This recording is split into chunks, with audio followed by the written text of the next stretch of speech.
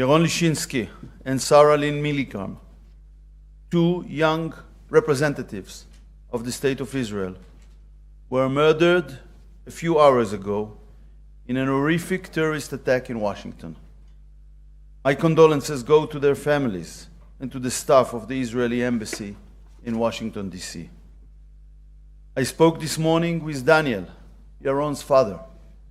I told him that his son was a warrior on our diplomatic front that felt just like a soldier in the battlefield. Yaron and Sarah were murdered at the Jewish conference of the AJC. This is the direct result of toxic, anti-Semitic incitement against Israel and Jews around the world that has been going on since the October 7th massacre.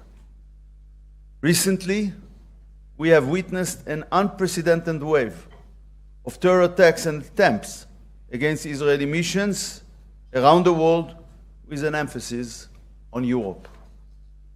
Israeli missions and representatives around the world are targets of anti-Semitic terrorism that has crossed all red lines.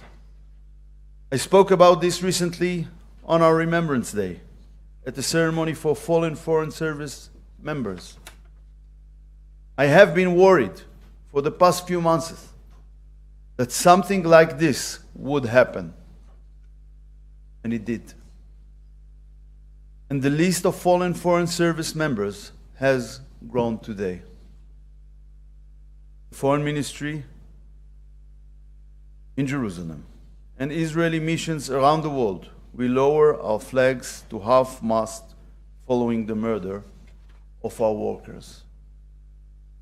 My heart today is also with the employees of the Foreign Ministry. They are struggling daily with difficult conditions on the diplomatic front. I am proud to lead these devoted people.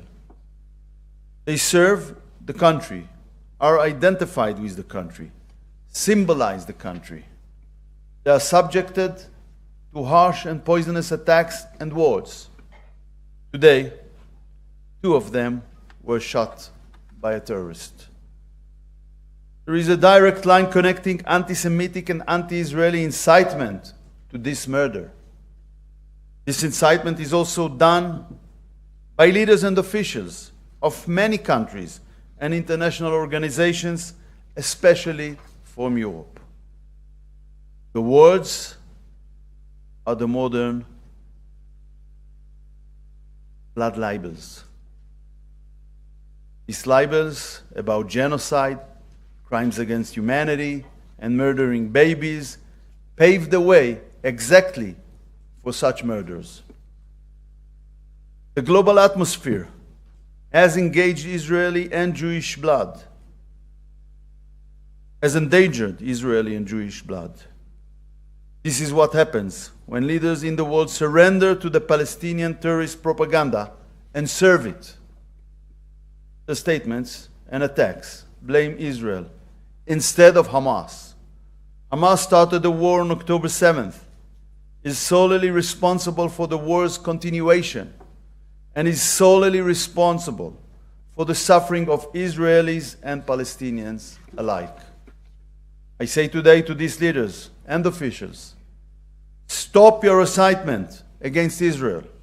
Stop your false accusations. Strengthen Israel in its historic battle against excess of evil in the Middle East. I spoke several times this morning with our ambassador to the United States, Dr. Yehiel Leiter.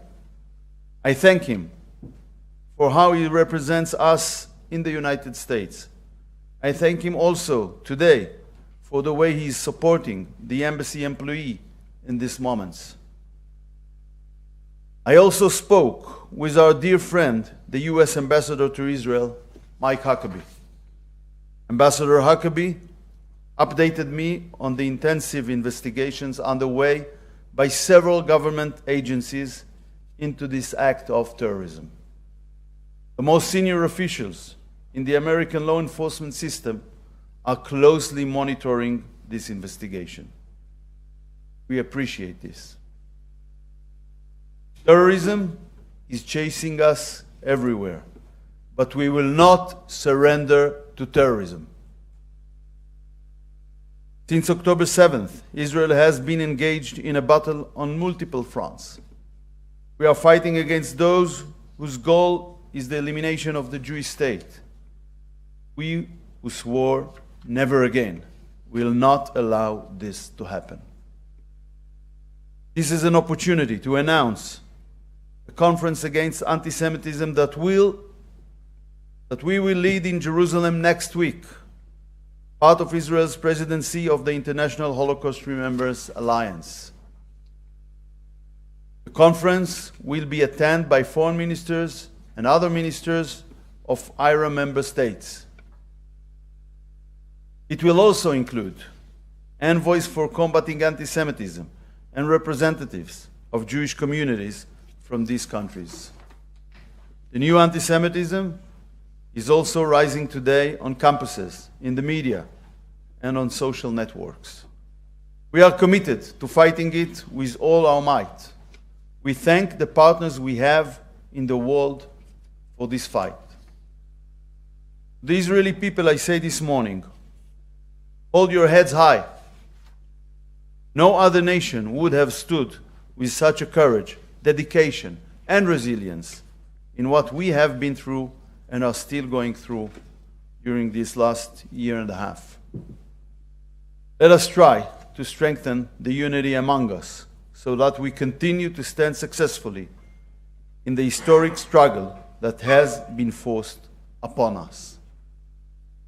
Am Yisrael Chai.